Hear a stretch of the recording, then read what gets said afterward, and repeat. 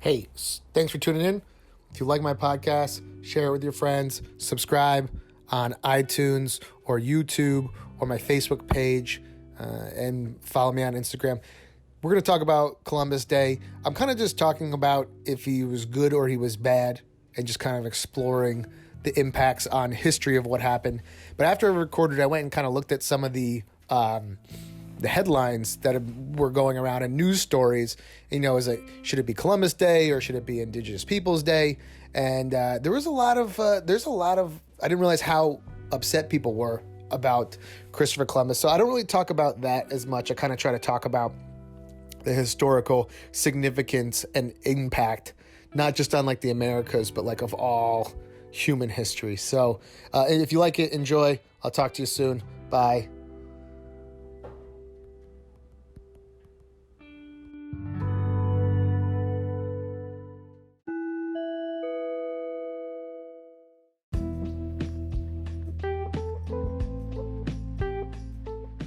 Hey everyone, thanks for tuning in.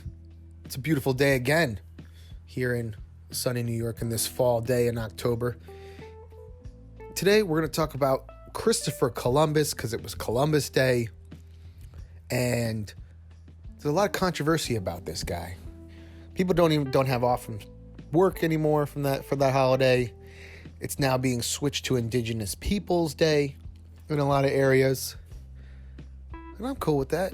I don't think we necessarily need to have off for Christopher Columbus Day. If you want to change it, that's fine too.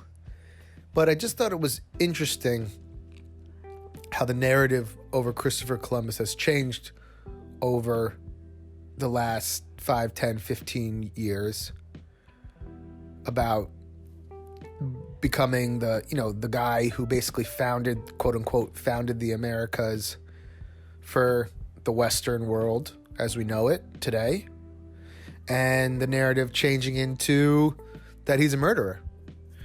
Now, Christopher Columbus sailed the ocean blue in 1492. He was trying to get to the East Indies, with India, for spice trading. He was doing it for the Spanish crown. He was part of the Catholic Church. He was an Italian navigator. He'd been to Africa. He'd been all over the world. And he apparently got lost. And he ended up in the West Indies, the Caribbean. And this was it wasn't the first time, European or what we like to call Western civilization came to the Americas. But they did encounter indigenous peoples.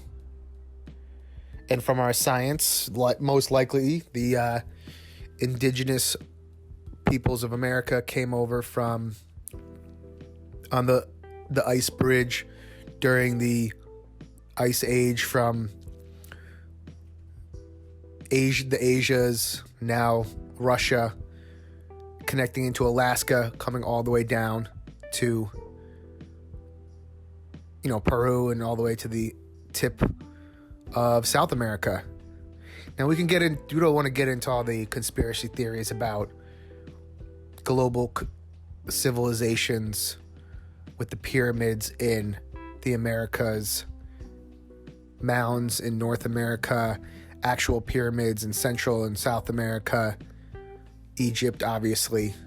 Some people believe that there was a global civilization that did that before. But for our purposes now, we've basically been taught that he was the guy who settled and civilized the Americas. Leif Erikson from Norway apparently came over a long time ago, but I think temporarily.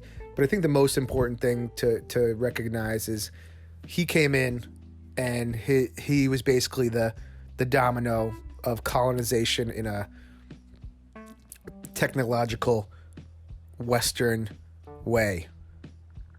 Stone houses, guns, metallurgy, things like that. And people are upset.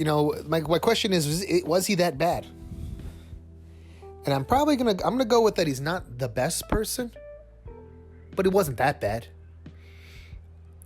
A lot of people died when he came over here.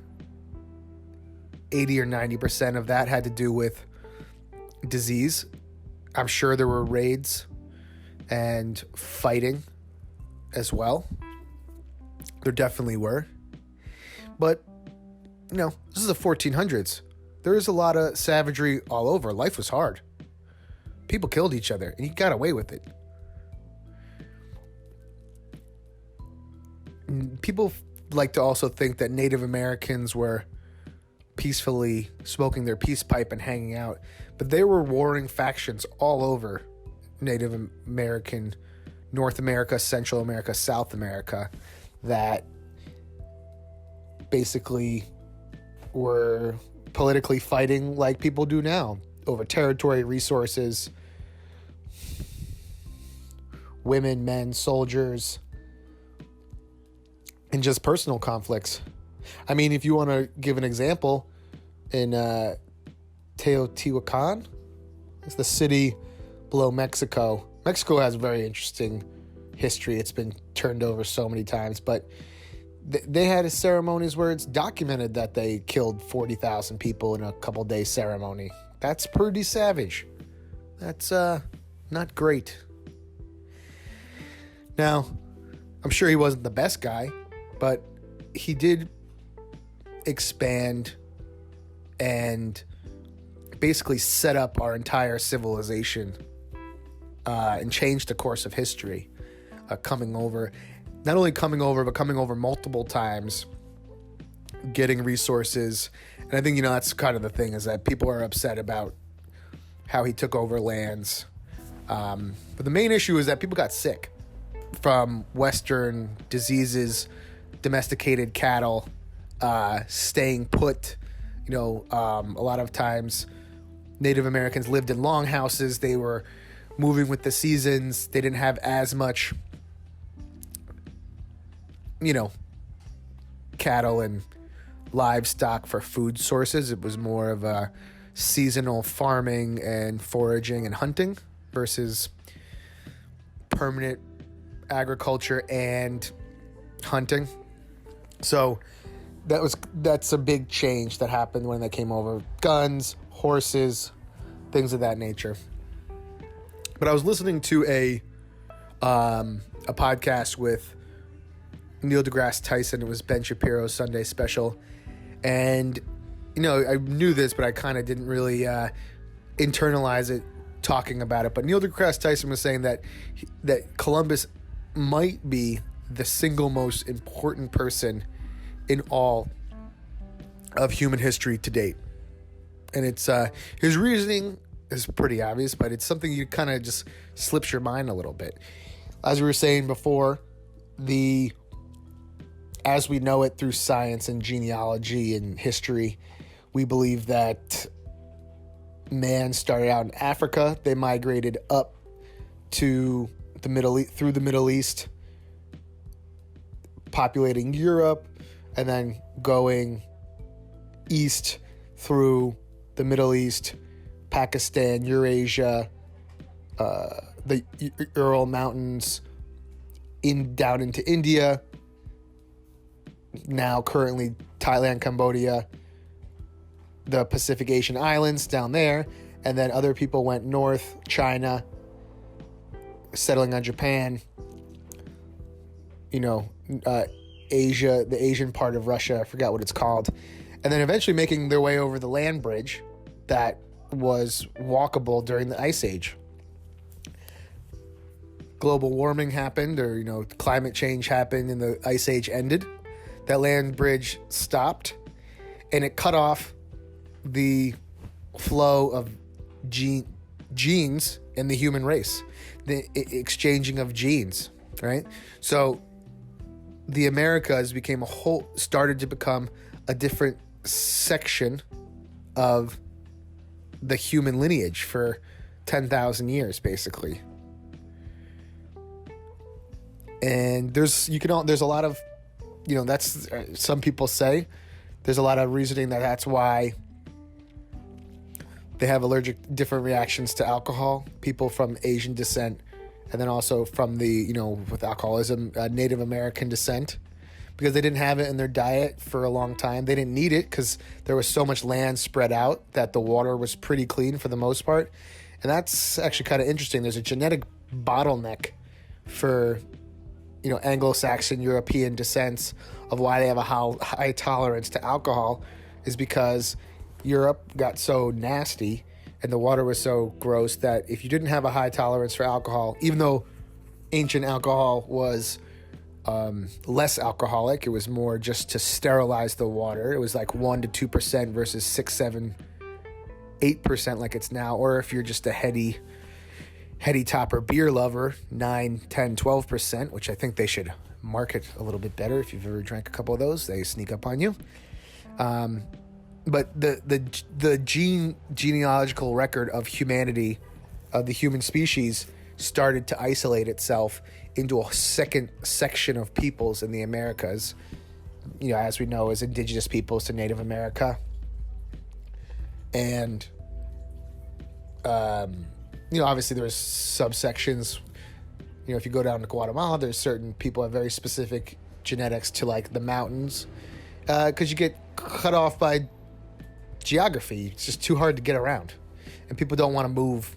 It takes years to move a couple states, or even seasons like that. So there's freaking cars out here. Thank you guys. So anyways, the whole point is that he's saying that, he's the single most important person because he reconnected the human genealogical bridge. If it wasn't him, it would have been someone else eventually, obviously. But he was the guy who not only went to the Americas, but continued to go to the Americas and brought over Western culture to settle that area. And they brought a much older, not older, but a different set of genes from the Anglo-Saxon migration to the Americas. And, that's another thing that we're just talking about the alcohol for Anglo-Saxon people.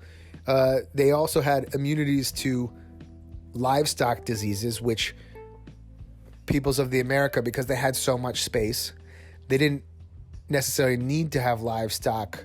They didn't have it at that point, or at least not on the scale that we had. So a lot of diseases came over from animals or just Europeans who were just, that's the thing, is a lot of the Europeans who came over to the Americas were shunned. They weren't doing so well there. They had no other option except to get on a crazy boat and go across, months at a time to go to the Americas. That's usually either the crown paid them. And then unfortunately, some of the people who came over to the West Indies were bought from the slave trade, brought over, bringing over another whole different Afro Latin America, basically the Latinx kind of like, I guess race or nationality of the South America. Like Colombia has a lot of mixing of Spanish, indigenous, and African subcontinent genes. But basically, he's the person who bridged the gap of humanity back together after the Ice Age. So I think that's pretty important to acknowledge. And, I also think it's kind of part of the Americana,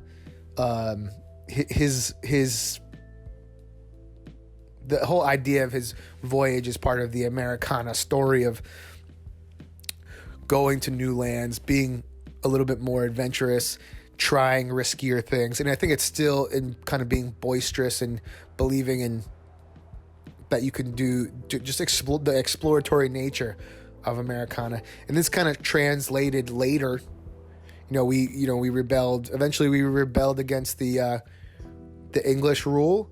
And then we had unfortunately, we had Manifest Destiny to go all the way to the West Coast and colonize to the Pacific Sea.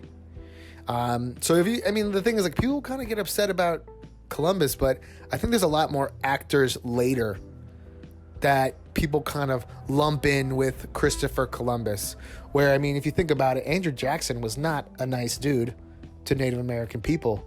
What was it? The Trail of Tears? That's not good. And then also Don Quixote, who colonized lots of Mexico in the Central America. The guy was a savage. He murdered so many people. You know, he befriended, and then people will also forget, it's like, you don't just come in and destroy. It happens now. Like, we could even talk about the Turks and Syria and the Kurds, but you don't just befriend. I mean, you don't just take over everybody. There's warring factions when you got here, and they befriended some to take over others, and then, you know, especially with Mexico and Don Quixote befriending them and then turning on them and to get all their gold to bring back. So I think Christopher Columbus gets a little bit of a bad rap, whereas, you know, he colonized, he bridged the gap of the human history of our lineage of our genes. He brought Western culture over to America, which basically has dictated the world ever since then, up until World War II. And, you know, World War II, you could have gone a little differently. It could have been something different, but it didn't. And that's where we are today. So I think he gets a little bit of a bad rap. Bad things happen, you know? They got Manhattan for some trinkets and a blanket, right? And those blankets probably had some diseases on them. And some people said they did it intentionally. But I think Christopher Columbus gets a bad rap, getting wrapped in with a lot of other players in that time that come after him, you know, that took advantage of this first domino, and, you know, it's part of how society was at that time. It wasn't just Christopher Columbus coming over and saying, hey, let's go over here, take all their stuff, and kill everybody. It was even reported that one of his friends was a Native American who died, and he adopted his son. So he had an adopted Native American son, took after him after he died. So I think, you know, history gets painted in different ways depending on the timing, what's going on in the culture, who writes it, obviously. And, you know, I think he gets a little bit of a bad rap. And, you know, it's easier to focus on the negative things. You do it all the time with your own life. There's always a trade-off. There's always a trade-off of good and bad things. And hopefully the good things outweigh the bad. Unfortunately, you know, a lot of, you know, lands were taken over. But it's kind of like an argument to say that over time, if it wasn't Christopher Columbus, it would have been someone else, you know? It would have. And that's how the technology works. It's like if someone had different technology that was either allowed people to utilize resources in a way that people didn't have to fight, that could have been something different. Or at that time, it was just who had weapons to protect themselves or take from others to ensure their own interests versus those of others.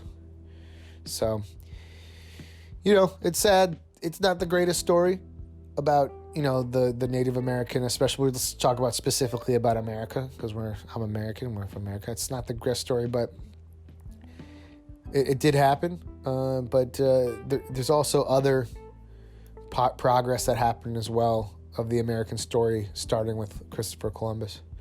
So, was he good or was he bad? That's, you know, that's for good and bad is relative. But it's just interesting how the story changes as, you know, as we become into more like of a PC, or being more aware of oppressed or suffering people as time moves on. So that's it. Christopher Columbus. It's a day late, but it's okay. I hope you enjoyed it. If you like my podcast, subscribe in iTunes. If you like my YouTube channel, which I also post on there, go subscribe in iTunes. I have funny videos. I have podcasts. I have interviews with some people. I do some real estate stuff as well and travel videos. So enjoy. Follow me on Instagram at Marcus Amadeus. Find me online, Marcus Amadeus Shot. Enjoy. Bye. Have a good day.